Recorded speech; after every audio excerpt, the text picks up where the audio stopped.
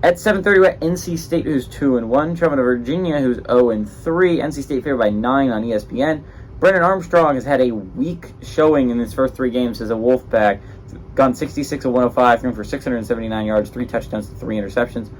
Leads the team on the ground, though. 37 carries for 161 yards and 3 touchdowns. And Kevin Concepcion is leading his receiving corps, 16 catches for 122 yards.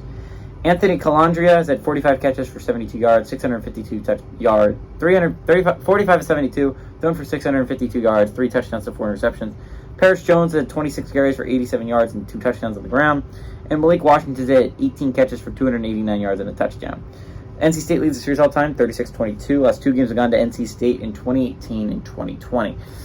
I think what's really interesting about this game is both teams kind of need this, right? NC State hasn't looked great in its first 3 games, and the fact is, if you want to reach bowl eligibility and you're Dave Doran, right, it doesn't look like this offense is going to be clicking much this year. It's going to be a lot on your defense, and I don't know how many games you're going to win off just defense. To be fair, your only loss is to a really good Notre Dame team, and we're going to see them later on play in arguably the game of the week, but NC State's a phenomenal football team.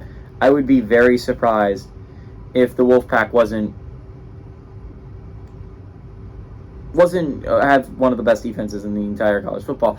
Their offense is a weak part of that team, though. Virginia, on the other hand, has started 0-3, and they haven't looked great doing it. Arguably, you should have won the James Madison game, and you got off to a huge lead in the Maryland game, and you just blew it and let Maryland come back and dominate after that. NC State needs to get this win to move to 3-1, stay in playoff contention, technically speaking, but just you run through a rough ACC schedule, and you need to hit 6 wins. Getting to 3 wins here, you just need 3 wins the rest of the year, which is important, right, if you're an NC State fan. If you're Virginia, you can't fall to 0-4. If you want to reach a bowl game, you can't do it. It's too important. Calandria has shown some actual grit. He's shown some good plays at times. He's made a lot of mistakes, though. He's a freshman quarterback.